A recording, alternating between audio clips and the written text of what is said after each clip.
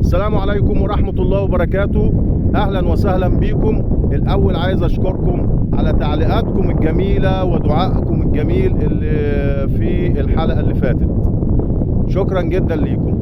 النهاردة بنعمل حلقة جديدة إن شاء الله تبقى قوية، لأن الأرض اللي احنا دخلناها أرض جامدة جدا جدا. بإذن الله هنطلع منها حاجات جميلة.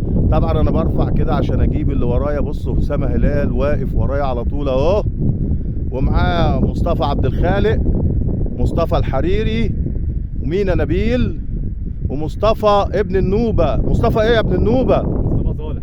مصطفى صالح ابن النوبة. تعالوا نشوف مصطفى الحريري لقى ايه. وريني يا مصطفى. بص كده يا استاذ محمد.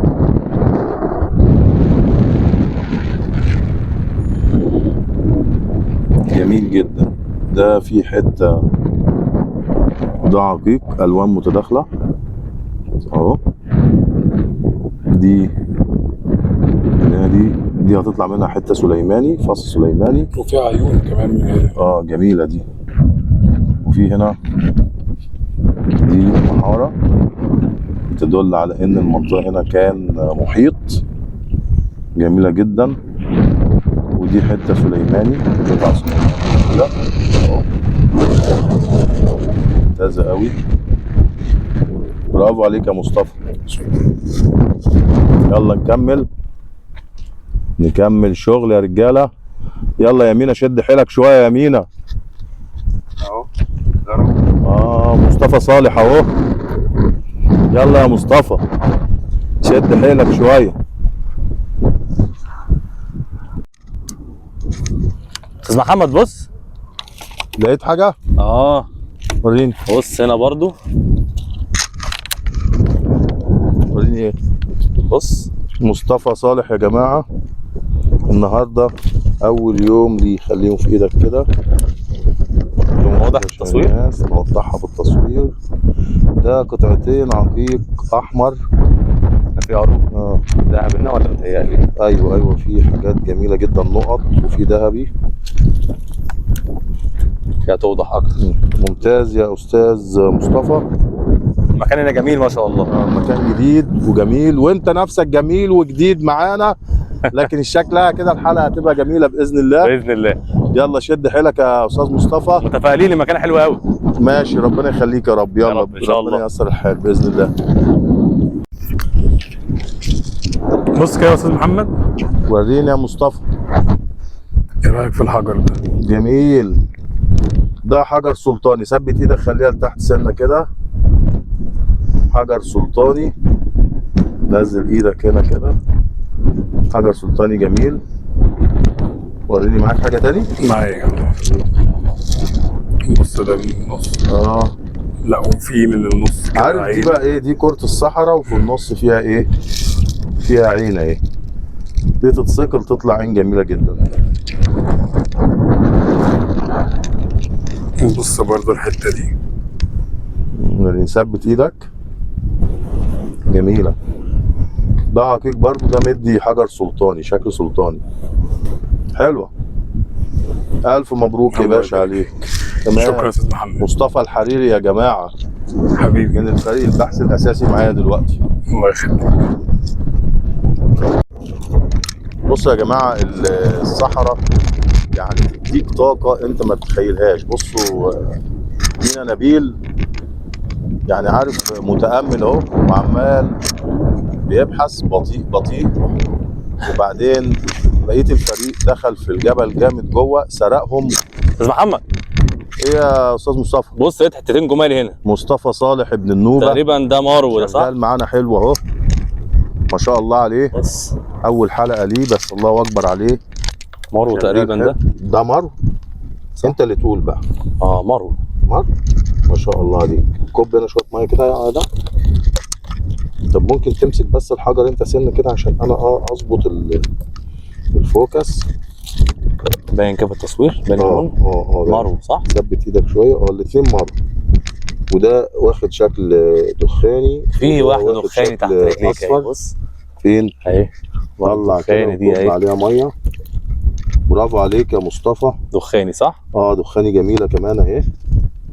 برافو عليك يا مصطفى، اول حلقه لينا، ومصطفى صالح يا جماعه ابن النوبه، تلاميذك الفراعنه الاصليين.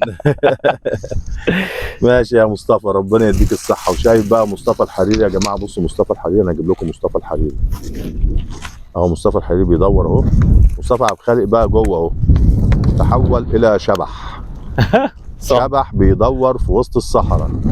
خش عليه كمان تاني اهو كده، مصطفى الحريري ومصطفى عبد الخالق. اسامه طبعا جاي هناك اهو. مصطفى اهو نازل. عبد الخالق بيطلع كنوز هناك. ايوه. واسامه هلال نازل اهو. الهوا شديد جدا، بيلعب بالكاميرا.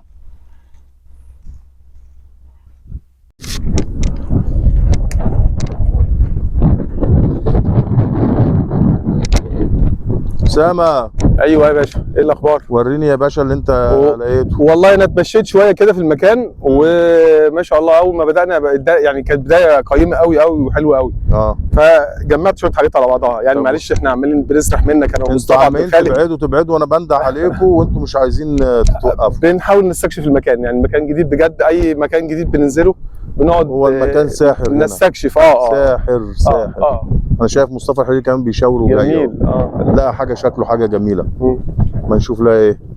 بص يا باشا، الحاجه اللي معايا انا دلوقتي طيب ولا ايه؟ هو كده مصطفى هيبوظ عليا الفيديو بتاعي ولا ايه؟ خش عليك الاول يلا وريني. بص يا باشا، انا معايا يعني ما شاء الله يعني جمعت شويه حلوين. وريني. بس دي حاجات عاديه. ايه ده؟ تمام. ده انت لميت الجبل كله. بص لو رشيت عليهم ميه بص هتبقى عامله ازاي. ده عقيق زلطي. في دخان بس جميل يعني، الالوان رائعه يعني. في حاجات جميله جدا. بص بقى الحاجات المميزه اللي لقيتها، الله اكبر ما شاء الله. مميز معايا. ادي حته جميله. ده عقيق سليماني ده. الثانيه اللي دي كرنيل فعلا. ايوه بتاعنا تاني سليماني الجميل اهو. بص عامل ازاي، طبقات جميله تحفه دي. نخش بقى على القطعه، هي مش حلوه قوي بس الوانها روعه. وريني نزلك. واخده لونين كده مع بعض. سليماني هي اي نعم مفرتكه شويه بس ماشي الحالها جميله. لا دي جميله جدا، دي يطلع منها حاجات حلوه قوي. ودي ممكن يطلع منها عين. الوانها وطبقاتها مع بعض ممكن يطلع منها عين حلوه قوي. الله عليك يا اسامه. هو ده بقى انت جريت مني عشان تقعد. ما بقول لك طالما ارض جديده بنقعد نستكشف. عارف انت يعني فعلا الصحراء بتاخدك بتندهك يعني. انت تعبتني عمال اجري. عمال اجري يا باشا. الطاقه اللي بناخدها من الجبل مش الحمد لله. عايزين برضو نتكلم على الطاقه تاني. ايه بقى الطاقه؟ عايز تقول ايه؟ لا ده انا بقول لك يعني نبذه يعني، مثلا ان احنا انت تعرف ان في فرصه يعني ناس بتقول لك ان مفيش طاقه في الحجر. والله يعني الطاقه الايجابيه، انا عن نفسي الطاقه الايجابيه اللي من الحجاره يعني ما شاء الله يعني. طب انا هقول لك على حاجه، بحس بارتياح مع الحجر. هقول لك على دليل قاطع ان الحجر فيه طاقه. القمر ربنا سبحانه وتعالى خلقه على بعد من الارض 384,000 كيلو و400 كمان. تمام. يعني 384,400 كيلو. تمام. مسافه بعيده جدا طبعا من الارض. وسبحان الله القمر بيتحكم في المد والجزر بتاع الارض. تمام. اللي هو في البحار والمحيطات، هو اللي بيلعب بالامواج. فيعني هل دي طاقه ولا مش طاقه؟ والقمر حجر، خد بالك القمر حجر من البازلت ومن الكربون ومن الحديد. تمام. فده دليل على ان الحجر فيه طاقه. ورينا يا مصطفى، انت واقف ورايا. معاه حاجه هو. الله اكبر ما شاء الله. تعالى لي كده يا اخويا كده. ده ايه؟ لا ايه ده؟ الله اكبر. ده كوارت الشفاف تحفه. وريني امسك الحجر بايدي عشان اعرف انت لقيت ايه بالظبط. ده كوارت الشفاف يا جماعه. حد يدوس هنا في الفوكس بتاع الموبايل. وفي لمعه. بص الحجاره في حاجات فتافيت باينه جوه من الشفاف زي ما هي كده. تحتفظ بيها زي ما هي كده. كريستال. دي تتقطع ويعملها لك علي جواهر. تعالي حولها لك بس هي هتتحمل ولا هتبقى هشه؟ لا مش هشه، ده صلب. صلب. حد يمسك الكاميرا وانا هشوف الصلابه بتاعتها ايه. حد يمسك التصوير ودايما تدوس على الفوكس كده. تعال ننزل على الارض. حد يجيب لي حته عقيق، اي حته عقيق ميته حتى. تمام. لا عايز حاجه بسن اهي الصغيره دي. ماشي اتفضل. صور معايا بقى هنا. هي الصلابه بتاعتها ضعيف. هو الكوارتز بيبقى ضعيف، صلابته ضعيف. بقول لك يعني بس ايه، هو يحطها على المنشار يقطع. بس حلوه.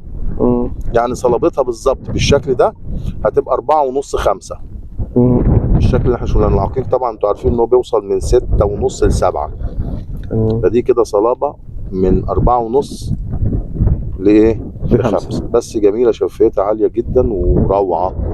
دي تتعمل فصوص فاسد جواهر. تمام ما شاء الله. 100 100. الف مبروك عليك يا استاذ مصطفى الحريري، برافو عليك قوي. والارض هنا يا جماعه يعني شبه بحر رمال. يعني بندوس في الارض طريه. دوس كده يا مصطفى على الارض دي كده. لا طريه جدا. امشي كده قدام شويه. بص رجلنا بتغرز ازاي يا جماعه. اهو بص مصطفى رجله بتغرز ازاي اهو. هنا الارض يعني عامله زي الرمال الناعمه، بحر الرمال اهو. بص اهو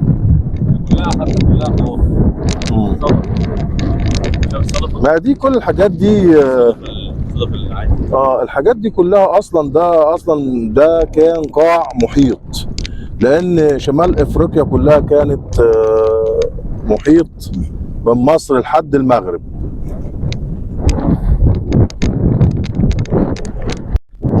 تعالوا يا جماعه شوف مصطفى اللي دوخني وجراني وراه. يا عم والله العظيم بندع عليك، ليه بتبعد كده؟ ما انا بجيب لك حبه حلويات. لا انت مسحور بالجبل شكلك. ايه ده؟ وريني. الله اكبر ما شاء الله. الله عليك. الحته دي الفص سليماني تحفه. عين اهي طلع فص سليماني تحفه جميله. هات اللي بعده. ودي حته سليماني ايه روعه. اهي جنبين والله تتقسم كده وتعمل فص من الجنب ده فص والجنب ده فص تحفه. هنا برضو حته سليماني جميله اهي برضو. انت شغال عند مكواجي ولا ايه بالظبط؟ عمال ترش عليا والله. بعد كده حد عايز يكون القميص. ايه رايك في دي؟ تحفه. ده فيها نقوشات جلد الحيه من ورا وشفافه، يعني حاجه جميله. اهي بص نقش جلد الحيه اهو. جمال دول حلوين. مبروك عليا. تحت رجلك يا استاذ محمد. احنا تلامذتك. ده كلسيدوني كوارتز يعني برضه كده. لا ده ايه يعني، عارف، لا تحتفظ انت بيه ده خليه لنفسك. بس ده يا جماعه مش ما بيتعملش. بس انا بحب بص الصوره اشكالها جميله وديكورات وحاجات زي كده، بس مش اكتر يعني. لا دي شفيتها عاليه يا جماعه. دي اللي هي الصلابه قلنا 4.5 زي اللي كانت مع مصطفى الحريري. دي زي اللي مع مصطفى الحريري، ودي كمان زي اللي مع مصطفى الحريري. ده كريستال جميل قوي.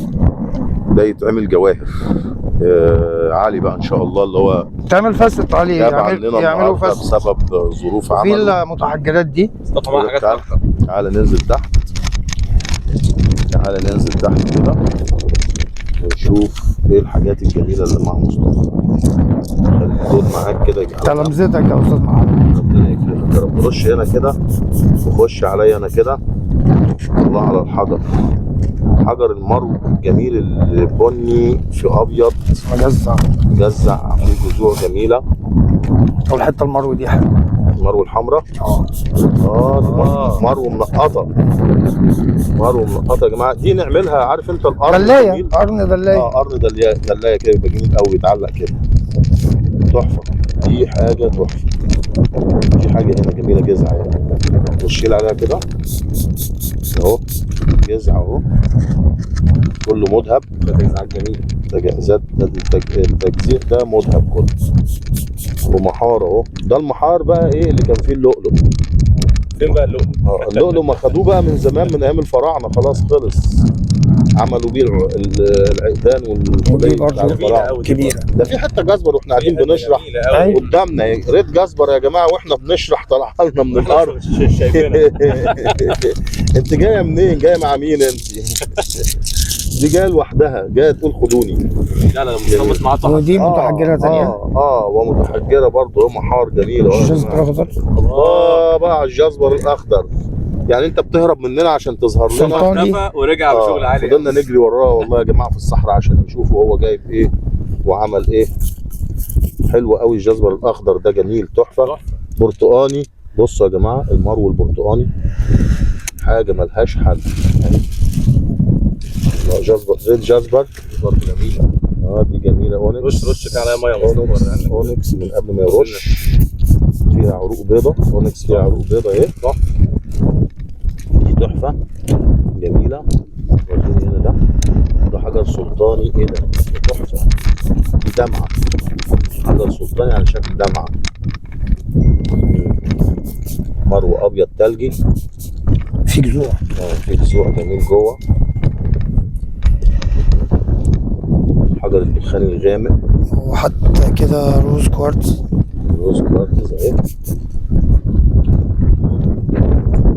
لا احنا هنقعد نصور معاك. ده انت جايب انت دمرت الصحراء.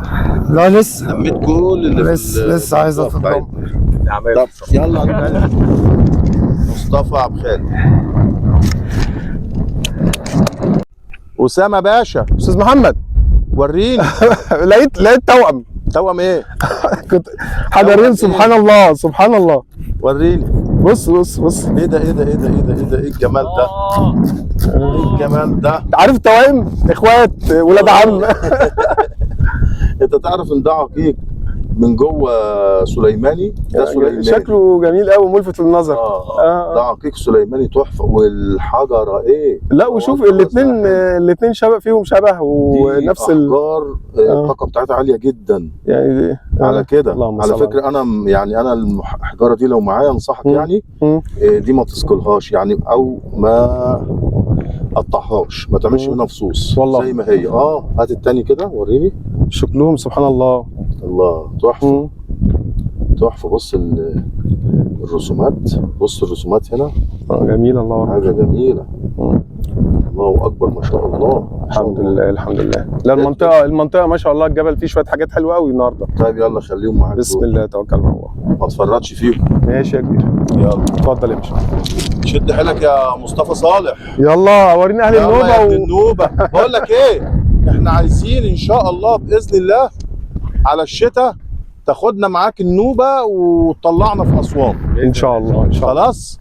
وهنبقى معزومين عندكم يعني. مش هندفع جنيه مش هندفع جنيه. هناكل ونشرب عيش بتاع ده، عيش شمس. اهل كرم. اهل كرم هم اهل كرم طبعا. ده الناس جدعان طبعا.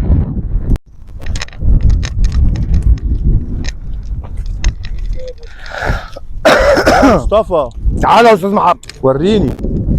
الارض هنا مسطحه على فكره. دي احلى حاجه فيها. ان احنا عمالين نطلع ولا ننزل. ومفروشه وجميله. خد يا مدير. الله ايه الجمال ده. ده عقيق يا جماعه معتم، لكن جواه عيون سودا. ممكن نقطع ونعمل فصوص براحتنا، يبقى ابيض وعيون سودا.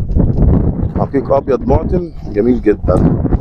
انا كمان حد يرش ميه هنا يا جماعه. لقيت وانا جاي في الطريق حته عقيق احمر. الله. بصوا يا جماعه. بصوا يا جماعه. بصوا يا جماعه. ده مصطفى جايب الزمرد الصابوني ده، والحته العقيق الشفافه البيضه دي بتاعتك. انت اللي جايبها. انا جايبها. انا مش خدتش بالي انا جبت ايه وانت جبت ايه. انت لخبطتهم عشان تاخدهم كلهم شكلك. يا باشا خدهم كلهم تحت رجلك. الحته القرن الصغير دوت. يا جماعه انا رايح لمصطفى الحريري، بينده عليا من بعيد وبيقول لي انه جايب حاجه نادره وتحفه. والله هو اللي قال كده. والله هو اللي قال كده. وريني يا مصطفى. نبدا بالنادر ولا بالحاجات العاديه؟ لا نبدا بالتحفه. وريني النادر. استنى يا مصطفى بعد اذنك. لا بعون الله النوادر دي عندنا يا راجل استنى. لا ده فعلا لاقي حاجه جميله. بص العين جواه عين ايه ده بيضة. ايه ده ايه ده سليماني وفيها داوودي. بص ده العين على جوه. العين على جوه ولونها ابيض العين على جوه ولونها ومن ابيض. فوق وفوق عسلي جميله. ثبت ايدك عشان الناس تشوف الجمال. هي حلوه بسم الله ما شاء الله. الله. مصطفى برضو فنان. قطعه نادره فعلا. قطعه نادره. مصطفى الحريري يا رجاله. اوري لك بس حاجه ثانيه معايا. وريني. طب طب والنبي يا ماشي، نشوف مصطفى مصطفى تصبر عبد شوية. الخالق. اهو. وريني سليماني برضو جميل تحفه. وريني العين ما شاء اللي فيها. الله ما شاء الله. ثبت العين اللي فيها اهي. خد بقى ثبت انت، انا مش عارف اجيب لك اي عين فيهم. طيب اهي. الله. عين سودة ومحفوره لجوه وعين بيضه طالعه لبره. والحجر يا جماعه في منتهى الجمال. وانا متاكد ان حد حبيبي هو هيقول لي انا عايز الحجر ده. وحبيبي اللي عايز الحجر ده اهو. انا بقول لك اهو حجر جميل مع مصطفى عبد الخالق اهو.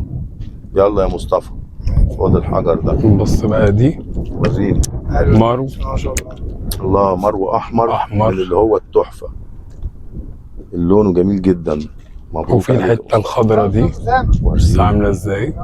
الله. دي حته عقيق زيتوني تحفه. انت لميت الجبل. وفيها تجازيع. طلع اللي معاك. فيها تجازيع تحفه جميله. هنعملها قرن دي. هي مسكوله اصلا. احنا نعملها قرن.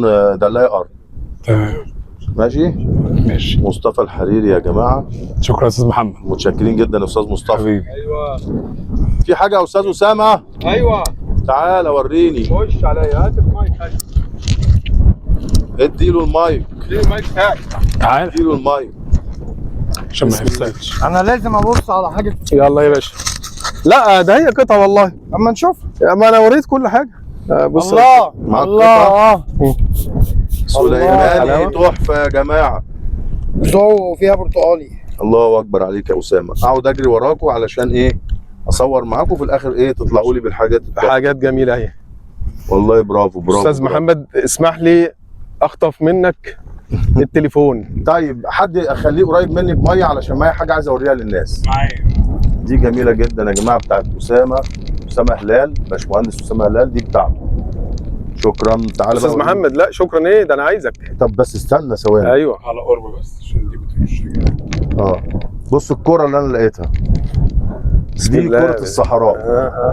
دي يا جماعة بتتشق نصين وانت وحظك بقى اللي لاقيه فيها. عقيق بقى سماوي، عقيق اسود، عقيق اصفر، اللي انت بقى ايه وحظك. انت وحظك. كرة الصحراء حاجة جميلة جدا اهي. انا اللي لاقيها يا جماعة. استاذ محمد انا هكلمك في موضوع ايه اتفضل. يمكن مفاجئ شويه بالنسبه لك. قول. استاذ محمد استاذنا اللي معلمنا كلنا في الجروب. ربنا يخليك يا رب. كلكم ده اخواتي. حقيقه يعني محدش يقدر ينكرها. لا كلكم اخواتي. استاذ محمد يعني كنا عايزين ناخد منك بس لقاء صحفي اتفضل. وحصري. اتفضل. بقالك كام سنه في الهوايه دي او في الهواية دي بدأت معايا وانا تقريبا في ثالثة اعدادي. ثالثه اعدادي يعني كان دلوقتي عندي كام سنه 15 كده؟ سنة تقريبا. كام سنه كده؟ يعني انا دلوقتي انا عندي 55 يعني تقدر تقول بقالنا 40 سنه في الموضوع ده كهوايه. وكنت لسه طبعا ما اعرفش حاجه وكنت بحب اجمع السترين. الله اكبر. سترين لقينا سترين وعقيق زيتوني. الله اكبر. حاجه جميله. ده سترين الفراعنه من ارض الفراعنه يا جماعه.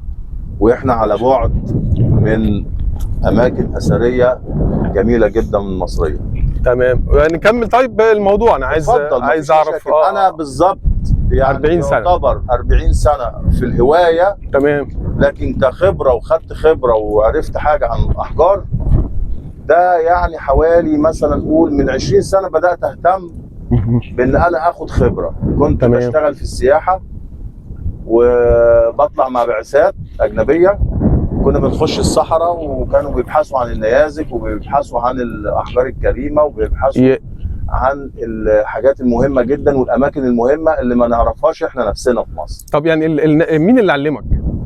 انا يعني اتعلمت من ناس اجانب. يعني كانوا بيخشوا معايا الصحراء وكنت بتعلم منهم تلقائيا. يعني هم يقولوا ده حجر كذا انا احفظ.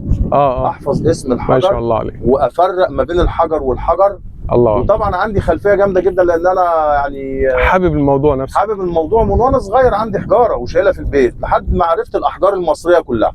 لا انا حبيت ان انا يعني اوصل معلومه، يعني خبرتك في المجال دون، الحمد لله. انا كان نفسي اعرف الموضوع اكتر واكتر يعني. والله انت قلت لي قبل كده. فاجئتني، انا ما اعرفش انك انت هتقول الكلام ده على فكره. لا فعلا، لا يعني احقاق الحق ان احنا بتاعت نوصل لمعلومه عنك بجد يعني. بتاعتك لا دي بتاعت اسامه. يا بتاعت مصطفى أسامة والله. يا مصطفى مصطفى استاذ على مصطفى يعني عارف باراشوت باراشوت علينا.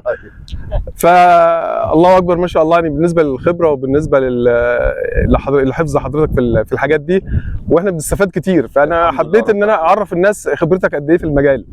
والله مش مشكله يعني، هو طبعا لازم نعرف الناس حاجات، بس انا والله ما بحب ان انا استعرض على الناس بمعلومات وحاجات زي كده، مش بحب اكلكع المعلومات. احنا ممكن نتكلم عن الاحجار ونذكر انسجتها ايه، ونذكر هي متكونه من ايه، ونقعد نقول الكلام ده، بس دي اسمها كلكعه. الناس هتتكلكع، الناس عايزه تعرف الحجر ويستمتعوا بشكله، ويستمتعوا بان هم ازاي يعملوه فصوص، يعملوه دلايات، وبعد كده واحده واحده نبقى نعرف الناس.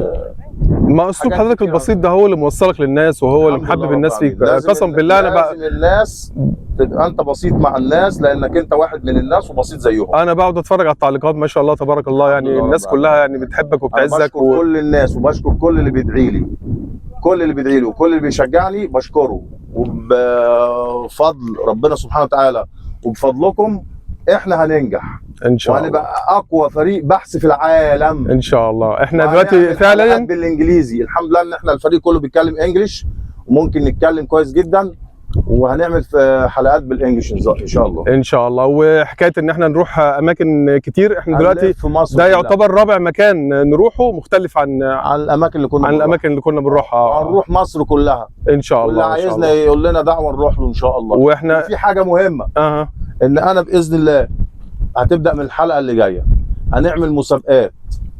مسابقه اللي يجاوب على السؤال هو اللي هيجي معانا، اول واحد هيجاوب على السؤال هيجي معانا. تمام، بموافقه الفريق كله ان احنا نخش كلنا ونعمل لايك للاخ اللي هو جاوب.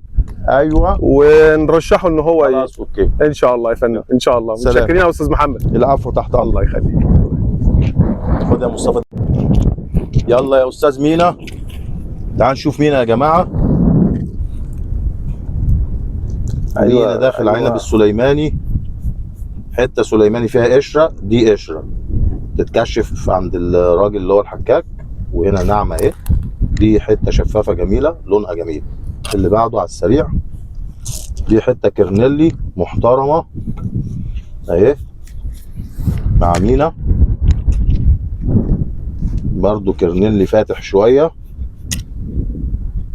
مينا النهارده دخل على غيط كرنيلي اهو ما شاء الله يعني. ما شاء الله عليه اهو. ده عقيق في الوان متداخله، احمر في اصفر. طبعا الشمس غابت يا جماعه، واحنا ايه كرنيلي اهو. انت دخلت المنجم كرنيلي، دي حته سليماني بس ايه يعني معتمه شويه. المار والذهبي، مار في ذهبي، مار ودخاني في ذهبي. حته جاسبر محترمه اهي، الوان مختلفه جميله. الاونكس بعروق الذهب، اونكس بعروق الذهب جميل. حته جاسبر جميله اهي برضو. وعقيق احمر غامق جميله، وحته اونكس جميله اهي، وحته مر فيها احمر جميله اهي، وحته دخاني تحفه. مينا تاني مره يطلع معانا، تاني حلقه وشغله تحفه واتدرب جامد في حته سليمان انت ما قلتش عليها اهي، وريهاني اهي. حته سليمان يا جماعه تحفه اهي. شوف مينا تاني مره يعني، اللهم لا حسد، الحمد لله، وعامل شغل جامد. برافو عليك يا مينا، الله يخليك يا استاذ محمد. الشمس يا جماعه يعني بدات تغرب زي ما انتم شايفين اهي، واحنا برضو لسه مستمرين في البحث. شغل عالي هنا. وريني وريني كده. الله، لا جميل. تجزعات جميله قوي. التجزيعات دي دهب. كل ده دهب عروق مذهب. بص على دي برضه. دي لو اتفتحت من جوه دي هتتفرج على الاشكال الجميله دي برضه. دول بص حجر تحفه. خد ده، وريني ايه ده. عقيق احمر. واحده عقيق احمر، واحده مرو احمر اهي. طبعا الفرق ما بينهم بسيط، لكن المرو يا جماعه دايما تلاقيه يعني زاهي شويه، لونه زاهي زي ما انتم شايفين كده. ده المرو. العقيق هتلاقوه كاتم شويه، اللون بتاعه كاتم شويه عن المرو. لا طلع فص حلو من دي. دي بتطلع دليات، دي مش فص. يلا خد يا استاذي، خد. مبروك عليك يا باشا. ايه يا مينا، معاك حاجه؟ طيب.